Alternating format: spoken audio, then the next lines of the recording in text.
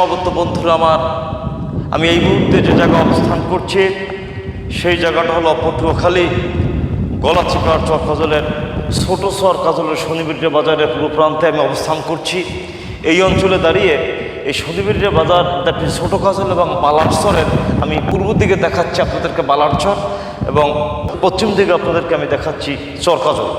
এই মাঝে একটা নদী আছে, যে নদীটার কারণে বালারচরের মানুষরা শনিবিরজা বাজার আসতে পারেন না, এবং ছোট কাজলের মানুষরাও বালারচরে সে কার্যক্রম করতে পারেন না। বিদায় আমরা অনলাইনে পূর্ব এ বিষয় নিয়ে বক্তব্য দিয়ে এবং স্থানীয় জাতীয় সংসদ সদস্যকে অবগত করার চেষ্টা করছি। সর্বশেষে এই অঞ্চলের গণমানুষরা ব্যর্থ হয়, তারা নিজেরা উদ্যোগ নিয়ে আজকের যে রাস্তাটা আমি দাঁড়িয়েছি সে নদী বাঁধার জন্য তারা এই রাস্তাটা করেছেন নিজেদের অর্থায়নে, পাশাপাশি বর্তমানে দেশের অর্থায়নে এখানে একটি ব্রিজ করতেছেন। আমি এখন ব্রিজটার উপর আসছি।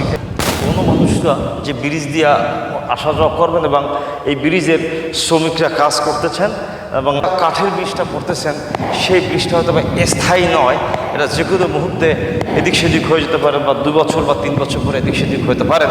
কিন্তু এই অঞ্চলের গণমানুষের বক্তব্যটা হলেন যে গলাচিপা 10 মিনার জাতীয় সংসদ সদস্যর কাছে যে আপনি এই গলাচিপা 10 মিনার গণমানুষের এমপি এবং বঙ্গবন্ধু কন্যা মাননীয় প্রধানমন্ত্রী জননেত্রী শেখ হাসিনা আপনাকে এই অঞ্চলে মনোনয়ন দিয়েছেন। বিদায় এই অঞ্চলের গণমানুষরা আপনাকে ভোট দিয়ে নির্বাচিত করেছেন, এবং স্বাধীনতা যুদ্ধের পর থেকে যে একটা পার্লামেন্টারি নির্বাচন গিয়েছেন, সে পার্লামেন্টারি নির্বাচনে এই অঞ্চলের মানুষরা কাস্টিং ভোটের 80% ভোট নৌকায় দিয়েছেন, এবং তাদের প্রাণের দাবিটা হলেন নৌকা তাদের প্রাণের একটি প্রতীক, এবং জাতির জনক বঙ্গবন্ধু শেখ মুজিবের যে প্রতীকটা রয়েছেন সেই প্রতীকটাকে বুকে ধারণ করে এই অঞ্চলের গণমানুষরা স্বাধীনতা যুদ্ধের পর থেকে ভোট দিয়ে আসছেন মাননীয় প্রধানমন্ত্রীর আহ্বানে। পাশাপাশি মাননীয় এমপি হিসেবে আপনাকে আমরা অবগত করতে চাচ্ছি, আপনি এই যে ব্রিজটা আজকে গণমানুষরা করতেছেন নিজেদের অর্থায়নে, আপনি দয়া করে ব্রিজটাকে দেখে এবং এই ছোটো কাজলে এসে আপনি পর্যবেক্ষণ করে সরকারি তহবিল থেকে আপনি কিভাবে উদ্যোগ নিয়ে এই ব্রিজটা করে দেবেন সেজন্য আপনাকে গণমানুষরা উদ্যোক্তা আহ্বান করছে, এবং সরকার কর্তৃপক্ষ কি সহায়তা করতে পারেন এবং কোন ধরনের ব্রিজ করলে এখানে গণমানুষের স্বার্থটা উদ্ধার হবে। পাশাপাশি আপনি এই 2 টার্ম এখানে এমপি হয়েছেন, এবং চরকাজলের এমন কোনো নিদর্শন কাজ আপনার নেই যে কাজের কারণে আপনাকে এই অঞ্চলের মানুষরা অবিস্মরণীয় করে রাখবেন। তবে এই ব্রিজটা চরকাজল এবং বালারচরের মানুষের সেতু বন্ধনের একটি অবস্থান রয়েছেন, এই সেতু বন্ধনের অবস্থানের কারণে আপনাকে আমরা উদ্যোক্তা আহ্বান করছি চরকাজলের এবং শুধু চরকাজলের এবং বালারচরের কোনো মানুষরা মিলে যে ব্রিজটা করতেছেন সেতু বন্ধনের জন্য। এবং আমি আপনাদেরকে পশ্চিম দিক থেকে দেখাচ্ছি, ওই যে খাম্বা রয়েছেন, খাম্বা থেকে এই অঞ্চলে কোনো মানুষরা নিজস্ব অর্থায়নে রাস্তাটা করে নিয়ে এসে পুরো রাস্তাটাই আপনাদেরকে আমি অনলাইনে দেখাচ্ছি, এবং এই রাস্তাটা করে আনার পরে একেবারে এই রাস্তাটাকে আরও পূর্ব দিকে যাচ্ছেন, এবং পূর্ব দিকে যাওয়ার পরে বাকি নদীটা বাদ হচ্ছে না, এই কারণে পানি চলাচলের জন্য রাখা হয়েছে, যে কারণে এই নিজস্ব অর্থায়নে এই অঞ্চলের মানুষরা গ্রামগঞ্জের প্রত্যেকটা বাড়িতে মানে কাঠ কেটে এনে এবং যারা কাজ করছেন তারা নিজেদের স্বার্থে বিনা অর্থে তারা কাজ করছেন, কাজ করেই ভেরি বানটা দিচ্ছেন। মাননীয় এমপি সাহেব, আপনি গলাচিপা 10 মিনার এমপি এবং এই চরকাজলের মানুষরা আপনাকে ভোট দিয়ে নির্বাচিত করেছেন।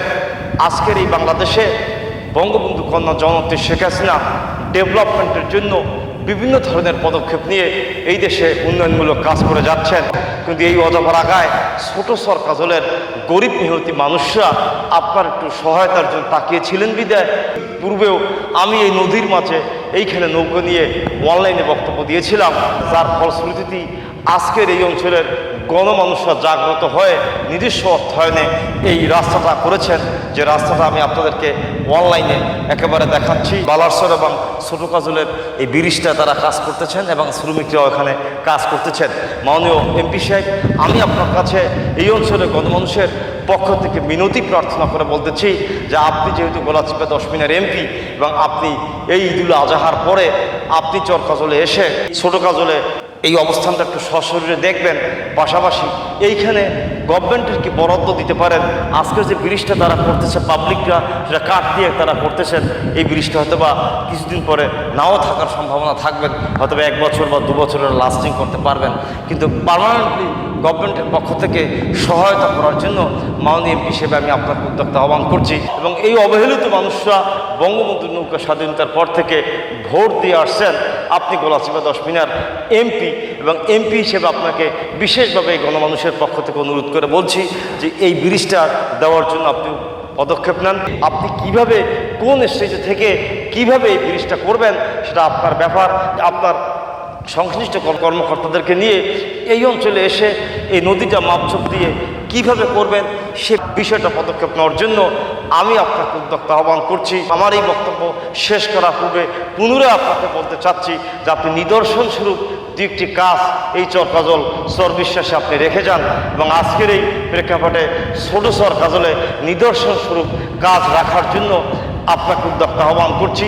ছোট চর কাজল এবং বালাসরের মধ্যের এই নদীটা বাদ দিয়ে দিলে অথবা এই সরকারি তহবিল থেকে ব্রিজ করে দিলে এই অঞ্চলের মানুষরা আপনাকে নিদর্শন স্বরূপ স্মরণ রাখবেন, এবং এই কাজটা সম্পূর্ণভাবে গভর্নমেন্টের সহায়তা করার জন্য আমি আপনাকে গণমানুষের পক্ষ থেকে উদ্যোক্তা আহ্বান করে আমি আমার সংক্ষিপ্ত বক্তব্য শেষ করছি। ধন্যবাদ আপনার সকলকে। সুস্থ থাকবেন, ভালো থাকবেন।